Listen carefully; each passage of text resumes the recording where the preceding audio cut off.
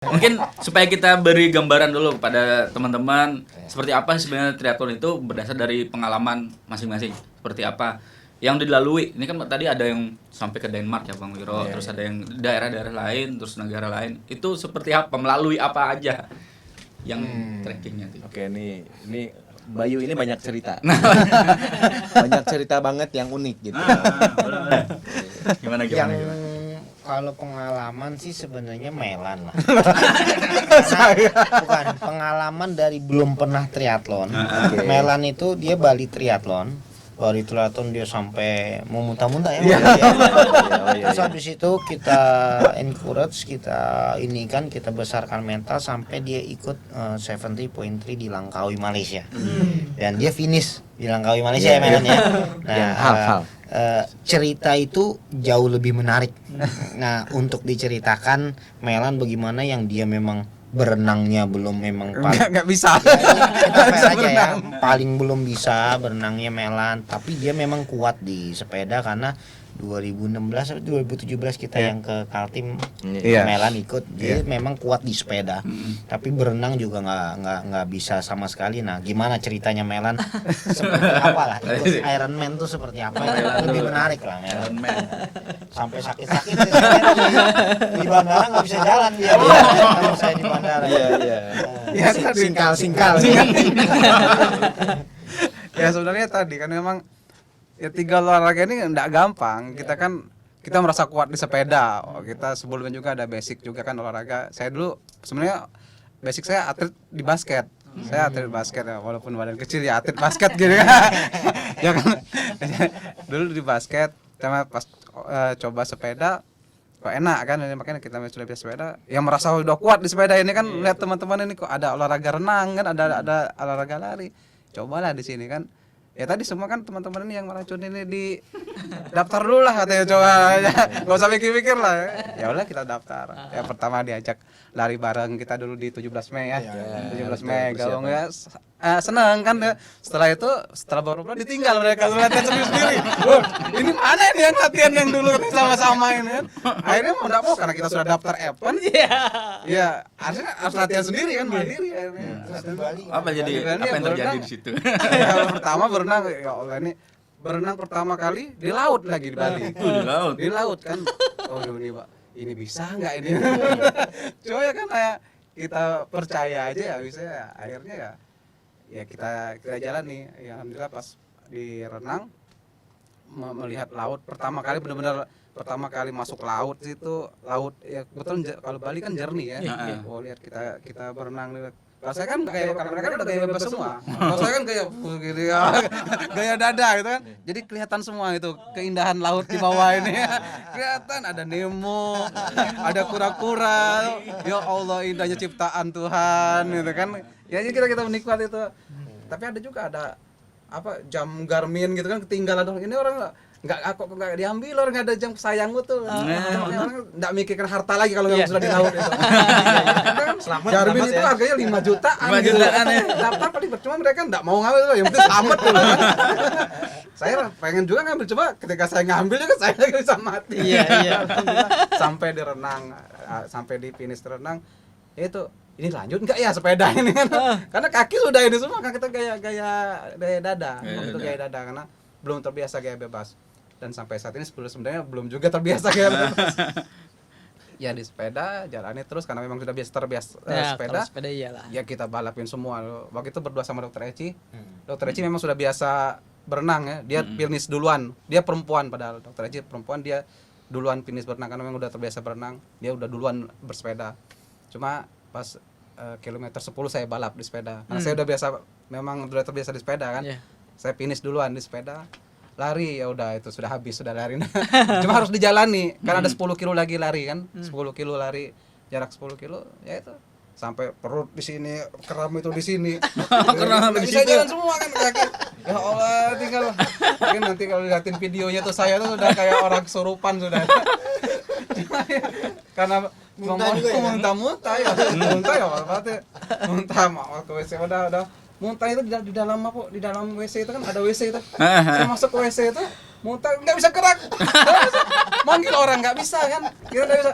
Ya Allah ini kemana ya Allah, ini mulut di sini lah. Sudah bisa itu kan, karena sudah kram perut ini. Baru itu ngerasain kram perut sini, sampai mulut itu nggak bisa ngomong apa lagi. Ngomong tadi mau keluar cuma nggak bisa kram kan. Saking intinya. Saya tahan dulu sampai 30 menit. Padahal udah banyak pada yang ngantri. Dikirain kenapa? Padahal kita nggak bisa ngomong lagi. Ya itu lika-liku cerita kita di triathlon ini ya. Yang intinya dijalani aja. Itu pertama yang Ironman pertama itu. kali triathlon. Triathlon. Tapi setelah itu nagih kan. Nagih. Cuma ya tadi tetap aja juga banyak pengalaman yang apa namanya? Ya buta sampai di bandara kita udah nggak bisa jalan. Tapi sebelum berangkat itu dikasih tahu nggak? Ini Iya, ini kalau akan ini melewati harus ini, gini, melewati ntar ini. gini. Wah, mereka bilangnya itu gampang aja itu pasti semua. Mereka selalu bilang gitu. Ya, semua gampang itu, pasti bisa gitu ya. Ya, sebenarnya tipis antara jahat dengan menyemangati. Ya kan? Kita sebenarnya kamu bisa. Cuma di balik itu adalah kita juga tahu ada yang nggak bisa. Gitu.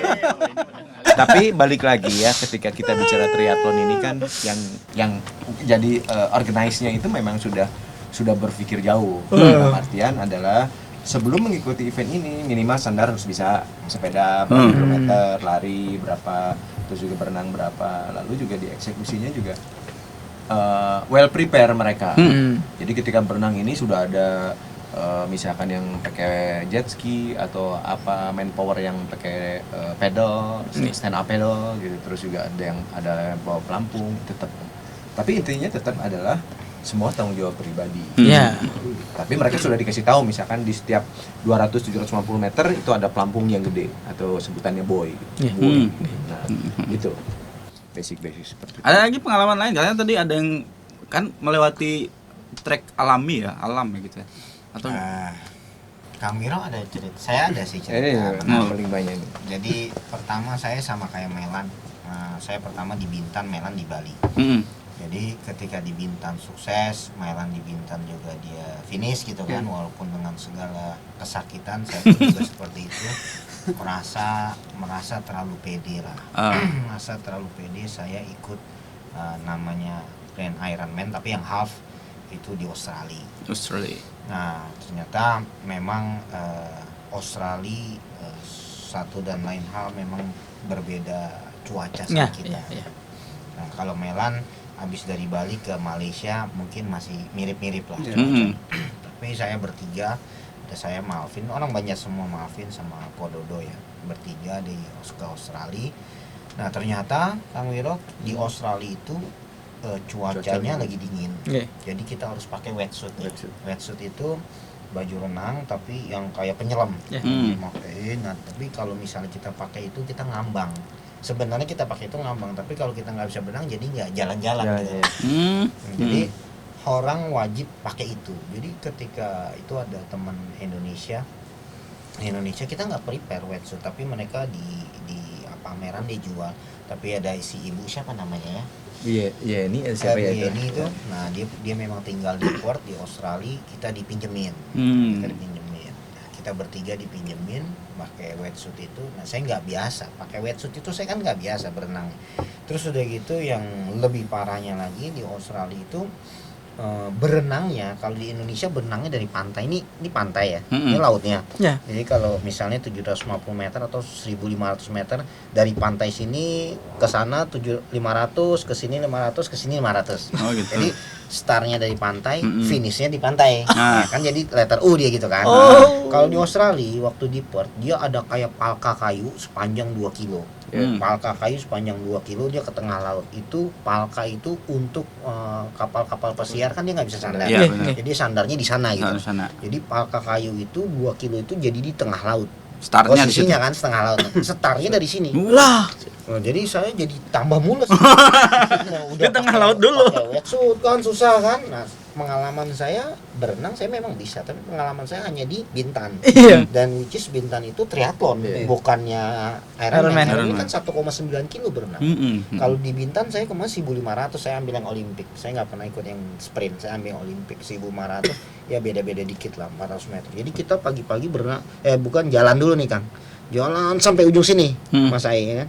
Dari ujung sini terus udah gitu palka itu tinggi. Jadi kayak ada dua tangga kira-kira ya dari tiang listrik tuh lah. Yang tiang listrik kita itu turun lagi sedikit, kita nyemplung ke situ. Jadi setarnya itu dua orang nyemplung ke situ. Terus udah gitu ini palkanya kan ini ya. Ke sana dulu sekitar 200 meter baru ke sini. Gitu kan. Saya ngeliatin itu tadinya saya sudah rombongan saya gitu ya, saya kan berjejer gitu gantian, saya mundur lagi ke belakang. Terus saya udah takut mental sudah jatuh gitu. Terus udah gitu mental sudah jatuh melihat orang dua. Nah ketika dia nyemplung dua gitu, ini harus segera jalan ke sana karena kan nanti ketiban yang lain ya kan. Dalam hati saya kenapa saya milih di sini gitu. Terlalu pede. Jadi ketika tiba giliran saya ya udah berdoa lah apa segala macem. Saya berenang, terus nyemplung gitu kan, pakai wetsuit mana dingin. Itu dinginnya luar biasa itu, pagi-pagi jam 5. Jadi ke sini sudah lolos, ke sini kan ada buoy Kang ya. Ke sini balik ke sini butuh ombaknya gede. Terus udah gitu ada teman satu kan saya bertiga, Malvin, saya sama Dodo. Dodo tuh orangnya agak gemuk, jadi berenangnya sama-sama saya tuh. Jadi sepanjang sini itu orang Australia itu kalau berenang kayak ikan. Jadi memang dia sudah dari kecil dia biasa berenang. Jadi yang melewati kita nggak ada lah, kita melewati orang, kita paling terakhir. Di situ saya mau nyerah. Saya bilang sama Dodo, saya nggak sanggup lagi. Terus habis itu ada orang samperin saya pakai panitia itu banyak, ada yang pakai speed itu, ada yang pakai apa tuh selancar ya. Samperin. Terus habis itu ditanya are you okay, dia bilang kan ya, dia bilang saya bilang saya kedinginan, emko, dia bilang. Terus di situ dibilang, saya tanya waktu saya masih bisa nggak gitu kan, I'm still going to that. Terus bilang kan waktunya itu 1 jam 10 menit. Jadi di Ironman tuh nggak bisa kita lama, nggak bisa ditutup gitu. Ada waktunya. Jadi kalau sudah just 1 jam 10 menit, orang yang masih di kolam renang tuh ditutup gate-nya. Jadi nggak bisa lagi bersepeda, nggak bisa lagi lari. Jadi dia diskualifikasi gitu kan. Nah jadi kata dia bilang kamu dari mana, dari Indonesia. Terus habis itu bilang, dia cerita, oh saya senang Indonesia, saya biasa ke Bali, jadi saya bantu kamu, kamu gak usah takut kata dia kan, saya akan ada di samping kamu sampai sana ya kan. Saya akan, pokoknya ketika kamu takut kamu lihat aja ke kiri, saya ada. Jadi dia ngikutin saya tuh pakai itu. Si Dodo tuh ngeliat tuh dia ngikutin saya. Terus bilang saya masih bisa nggak, masih bisa, tapi kamu jangan berhenti, karena ketika kamu berhenti kamu akan hawa dingin tuh masuk gitu. Jadi ketika dingin, kalau kita berenang di laut kita berhenti sebentar tuh hawa dinginnya masuk gitu. Jadi sepanjang jalan saya itu, sepanjang jalan sampai pantai itu orang itu ngikutin saya. Baik dia, karena memang dia suka Bali, dia bilang saya biasa di Bali. Terus habis itu saya berpelukan sama Dodo sama saya berdua. Udah nggak ada lagi orang, tapi itu masih saya ngeliat jamnya itu 1 jam 7 menit atau 1 jam 8 menit lah. Maksudnya 2 menit lagi tuh gate di close kan. Tapi saya kayak udah memenangkan suatu padahal masih ada lagi. Kita selamat, kan masih ada sepeda kan. Jadi saya pelukan loh, bener saya pelukan sama Dodo. Itu momen menurut saya ya kilas balik dalam hidup saya itu yang sangat saya takut. Banyak ikan pari loh di bawah itu. Ikan Australia itu bener-bener bebas gitu alamnya kan. Jadi saya berpelukan sama Dodo, kita selamat dong. Ya, orang itu ketawa-ketawa dia gini kan. Lanjutin gitu kan, dia panitianya kan. Ya gini. Jadi itulah momen Ironman saya yang paling saya kenang lah. Ya, yang pertama saya di Australia itu yang benar-benar. Setelah itu saya pernah Langkawi, Taiwan, ya itu udah nggak kayak Australia maksud saya, karena saya sudah merasakan yang berat banget gitu kan. Jadi itu sih biasa-biasa aja. Biasa ya, Bintan lain-lain tuh biasa-biasa aja. Jadi masing-masing intinya sama kayak Melan sama kayak saya, intinya ketika kita ada niat di laut itu kita nggak mikir apa-apa lagi. Mau ada apapun ya kita yang penting selamat aja. Tapi itu yang mengangankan dari triathlon gitu. Saya sudah maraton kemana-mana, saya juga bersepeda, sudah Kaltim, Kalsel saya memelan 2 kali. Tapi memang jiwa saya memang di triathlon, karena triathlon itu ada bagian dari permainan itu. Ada saya berenangnya, ada larinya, ada bersepedanya, kayak menggambarkan diri kita bahwa kita memang suka berenang, suka sepeda dan suka lari gitu. Ya kan? Walaupun terlepas Melan, Kang Wiro, saya kadang-kadang maraton di mana, kadang sepeda di mana, Tur Ambarukmo, Borobudur ya, Melan ya, Bromo dan lain-lain. Apalagi Kang Wiro ini sudah dari 2000 berapa udah seniornya di bersepeda. Tapi kayaknya sekarang sudah sudah agak tertarik. malas Emang bersepeda ya. Iya. Sepeda motor kayaknya. Lagi konsentrasi mutiin kulit soalnya. Bagi teman-teman triathlon itu nggak seperti yang dibayangkan, itu ada gamenya. Jadi kalau yang suka tantangan, suka game, oke lah. Nah, makanya bagi yang teman-teman kita punya IG, Castle Tree punya IG, dan bagi yang kompetitif, teman-teman yang kompetitif akan kita seleksi dan kita akan masukkan ke event-event yang resmi ya, sama Melan ke PON lah mungkin nanti bagi yang berkompetisi kompetitif gitu loh ya, karena di situ ada biaya ya, Melannya ada biaya yang harus dikeluarkan. Jadi benar-benar yang berkompetisi yang kompetitif akan kita berangkatkan ke PON gitu, seperti itu. Gitu. Wiro ini paling nggak bisa berenang tuh. Waktu awal-awal kita, Iya. tapi sekarang setiap event Kang Wiro ini yang paling cepat. Nomor 1 di Kalsel berenang. Nomor Kayak ikan tadi kah? Iya. Dan Wiro memulai dari umur 40 Iya, kan? 40 lebih. Jadi bagi yang muda-muda umur 22 itu nggak ada. Nggak ada alasan, nggak bisa. Ada. Wiro kita sama tahu ya di Iya, kolam kita sudah dia mau berhenti sebentar, tapi keinginan Wiro tuh kuat, dia berenang berapa kali seminggu. Akhirnya dia mempelajari tekniknya yang bagus, tekniknya paling bagus sekarang di event kita di Taiwan, di mana Wiro paling pertama sekarang. Dari awalnya dia yang nggak bisa berenang dan dia punya ketakutan ya, tadi dia cerita ketakutan pribadi di renang. Akhirnya jadi menurut saya semua itu tergantung keinginan kita sih ya, keinginan kita gitu. The next one Wiro. Apanya? Ya pengalaman. Kang. Ya sebenarnya kalau saya ini kan lebih banyak melihat dari teman-teman ya. Jadi kalau ceritanya sih biasa semua. Gitu. Biasa nggak ada yang unik ya. Kalau Bayu ini kan ada sampai cerita sepatunya dia diambil sama orang lain, ada. Diceritain tadi. Banyak banget. Karena terus terang Bayu ini paling banyak cerita yang unik gitu loh. Kalau saya mungkin karena tipikal saya ini kan tipikal orang yang well prepare ya. Jadi ketika saya mau ngapain itu saya udah punya checklist. Jadi apapun yang akan saya kerjakan, saya akan lakukan. Itu saya harus selalu pegang checklist. Saya nggak mau gitu. Jadi ketika running event pun, meskipun kayak kemarin cerita di Denmark, saya sendiri sebatang kara. Jadi Eropa ini adalah pertama kali saya datang ke Denmark. Itu berat itu. Itu dengan masih COVID. Jadi pada saat COVID ini kita harus berangkat. Sebenarnya yang harus berangkat itu kan kalau dari Banjarmasin ada 4. Saya, Mailan, Dodo, sama Takin. 3 pending. Mereka pending ini bukan masalah apa-apa, hanya karena latihannya yang tidak cukup gitu. Nah, dengan kondisi COVID seperti kemarin kan serba repot ya gitu. Repot, semuanya serba repot, dan akhirnya ya saya coba bikin checklist.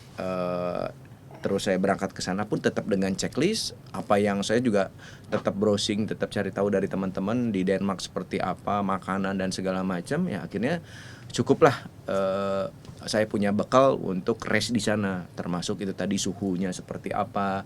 Suhunya juga cukup dingin, dia di 18 ya, 18. Summer tapi 18. Summer tapi 18. Ya, orang Banjar kada kuat loh kalau segitu gitu. Nah, itu saya cukup, karena saya memang cukup detail di checklist, jadi dari awal sampai akhir tidak ada hambatan apapun gitu loh. Jadi race termasuk saya pelajari mengenai, kan di sana kalau setiap race itu ada gel ya, energi gel yang akan dibagikan untuk peserta. Jadi peserta boleh free ambil. Nah, itu harus pelajari juga supaya perut kita terbiasa. Nah, harga gel di sana yang digunakan itu ternyata di Indonesia mahal banget. Kita kan harus beradaptasi, jadi kita harus coba dulu. Itu sekitar 100 ribuan lah. Nah, sekarang kalau misalkan dalam race ini saya mengkonsumsi 24 gel kali 100 ribu, itu 2 hanya untuk itu. Tapi itu untuk kita latihan gel saja gitu. Nah, makanya di Indonesia dipelajari dulu apa yang akan diberikan oleh panitia. Kan di event di race itu suka ada minumannya apa jenisnya, makanannya apa yang disediakan, gelnya apa yang disediakan. Nah, kita harus pelajari juga, nggak sembarangan. Karena ketika kita minum sesuatu yang baru, nah, Bayu juga punya pengalaman gitu. Nah, karena saya itu orangnya scripted ya, maksudnya harus based on checklist gitu lah. Jadi so far ya meskipun sendiri Batang Kara kemarin di sana aman. Sampai urusan dari bandara, hotel, pulang dan transportasi semua aman. Gitu. Malah dibaikin ketika di Denmark itu kan sepeda itu masuk ke MRT kayak gitu ya, harus bayar. Nggak tahu kenapa rezeki saya gratis, yang lain bayar. Dia dikasih note, oke, bisa naik ini gratis katanya. Wah, itu. Nah, model gitu. Jadi kalau overall saya nggak ada masalah yang menarik untuk diceritakan. Tapi kalau Bayu banyak banget sepatu. Terus tadi apa lagi? Ceritain aja. Kan ketika Sepatu dipakai orang. Sepatu dipakai orang. Mau lari gimana coba? Nah dia ada juga cerita. Mau lari terus sepatu Iya kan? dipakai orang. Maksudnya sepatunya disusun gitu. Iya, Iya, tapi dipakai orang. Jadi oke, ceritain dulu. Jadi di triathlon itu peserta harus menyimpan sepeda, helm, peralatan sepeda, kacamata dan segala macam. Lalu peralatan lari. Mulai dari kacamata lari, sepatu dan segala macam yang berurusan dengan lari dong. Nah, ketika mereka habis renang, dia ambil sepeda, bersepeda, taruh lagi di rak situ, dia ambil sepatu. Yeah. Nah, beliau ini pas mau ngambil sepatu, sepatunya nggak ada. Mau lari gimana coba? Nyeker. Akhirnya nyeker dia. Nyeker 3 kilo saya. Ya karena kan Itu di sepatunya ada. Palembang. Palembang. Nggak melupuk tuh. Diambil sama sebelahnya. Ya, sebelahnya mungkin dia ketika prepare dia nggak pakai sepatu, tapi ya itulah kurang fairnya. Mungkin dia nggak ketinggalan sepatu dia kan. Akhirnya dia ngambil sebelahnya. Ya, which is itu sepatu saya gitu. Jadi pas saya lari 3 kilo ketemu lah orang itu gitu. Orang itu termasuk atlet. Ya atlet dari satu instansi lah, badannya bagus. Jadi saya stopin. Ya kamu nggak boleh gitulah. Maksudnya berolahraga itu kan yang fair, ya kan? Ya kamu nggak punya sepatu kamu, kenapa kamu ngambil punya orang lain? Nggak ada sepatu kamu, ya itu urusan kamu kan, nggak ada. Terus apa alasannya kamu ngambil sepatu orang? Ya itu kan sepatu saya gitu loh. Ya dia minta maaf segala. Kayaknya tapi dia di bench, dia juara 4 kalau juara 5 saya lupa, tapi di bench kan dia pakai sepatu sepeda itu jadi berita nasional. Karena ya baru pertama kali dan kebetulan yang menimpanya sama teman kita ini ya. Kalau kita kan kadang-kadang penderitaan itu sesuatu yang menyenangkan buat kita, penderitaan orang lain buat kita gitu. Dia menderita karena lari 3 kilo tanpa sepatu gitu. Treknya apa itu? Aspal atau gimana? Aspal di kompleksnya ponnya Sriwijaya itu. Jakabaring. Jakabaring. Nah, ke sana juga. Jadi itu nggak fair lah saya. Tapi akhirnya dari situ jadi berita nasional bahwa semua yang memakai outfitnya orang lain secara ilegal dia akan di bench di dalam itu gitu loh. Dalam pertandingannya itu kan pertandingan ada juara 1, 2, 3 kan. Jadi dia akan di bench walaupun lo juara gitu kan, akan di bench gitu loh.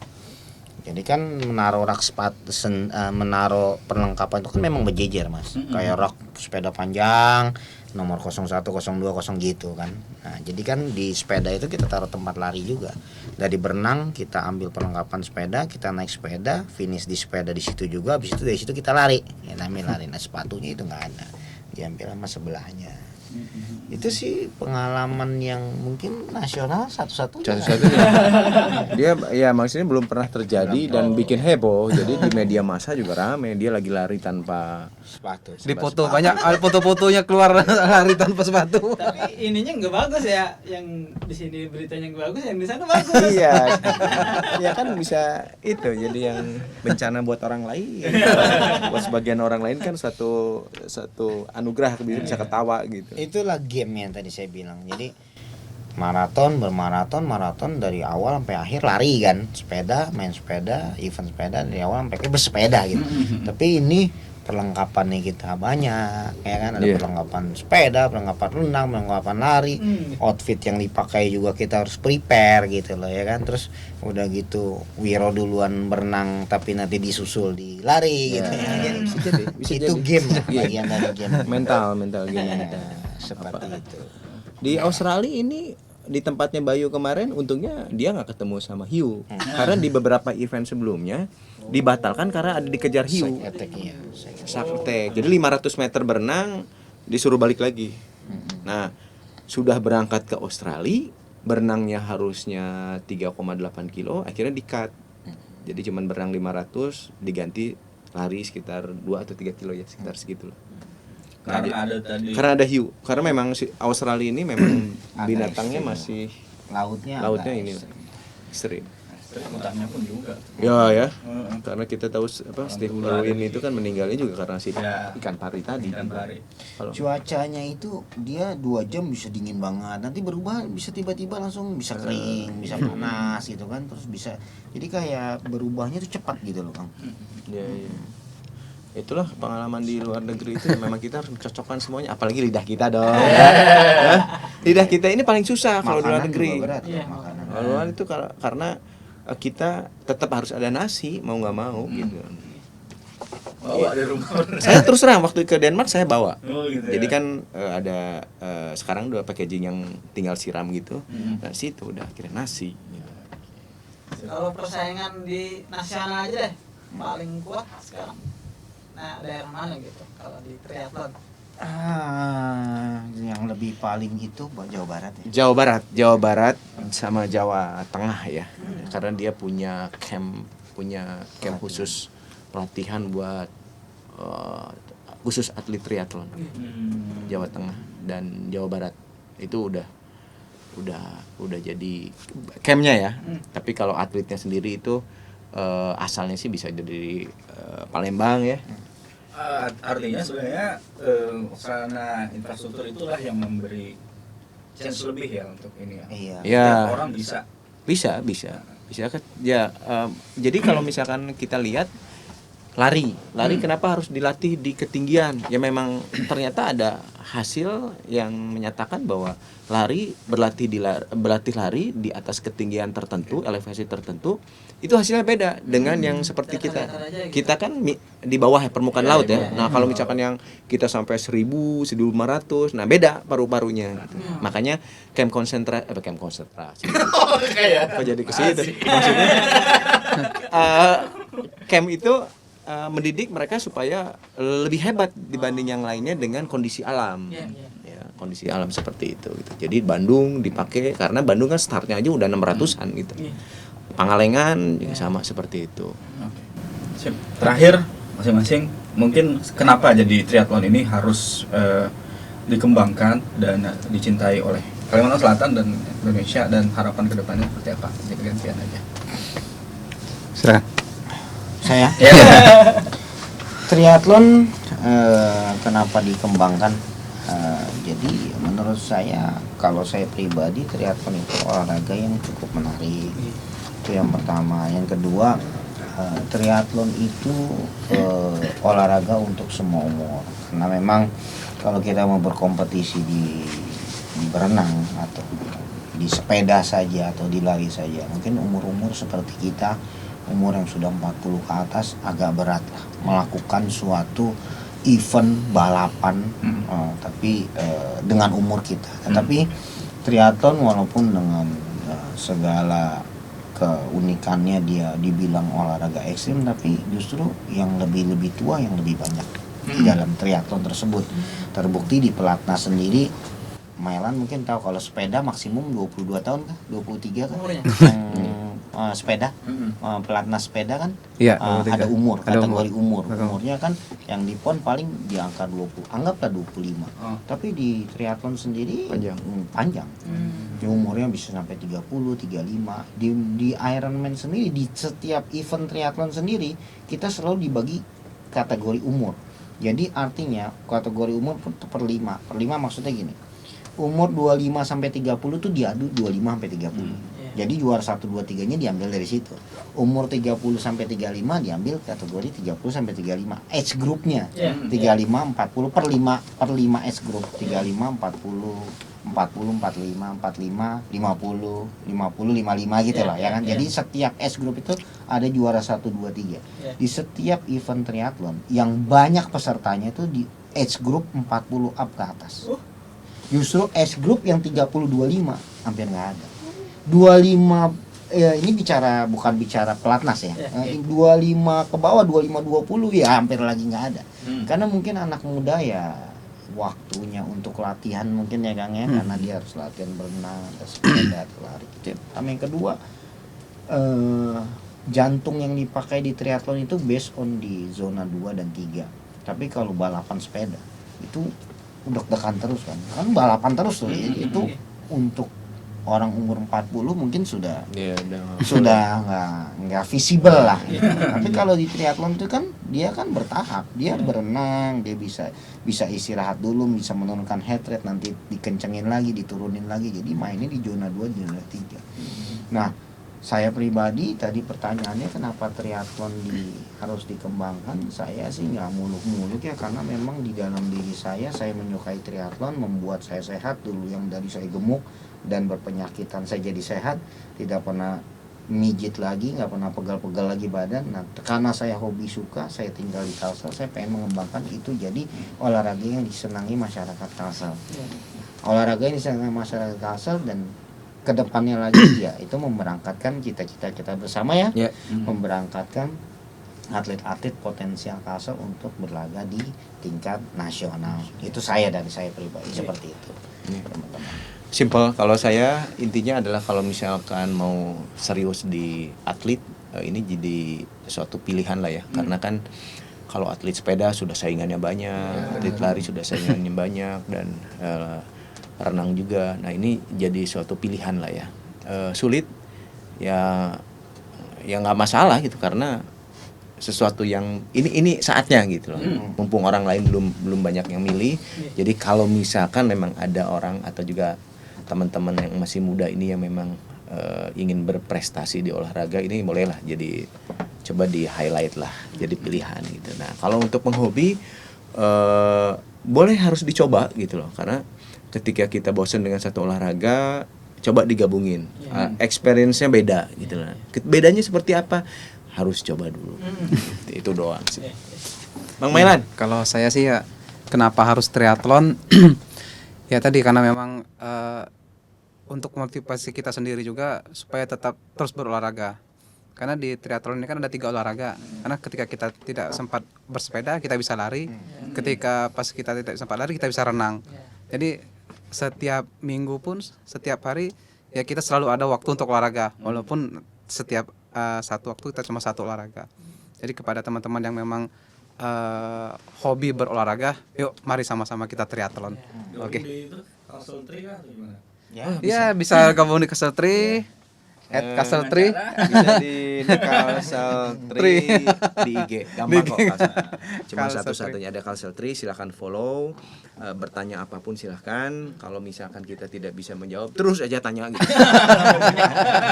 Karena ya begitulah kita ya, masa sudah umur gitu. Kadang-kadang bukan main IG terus, tapi intinya sejauh ini setiap mereka yang bertanya apapun, kita sangat welcome sekali gitu, apalagi untuk mereka yang mau jadi atlet sangat welcome. Nah non atlet pun sama juga kita.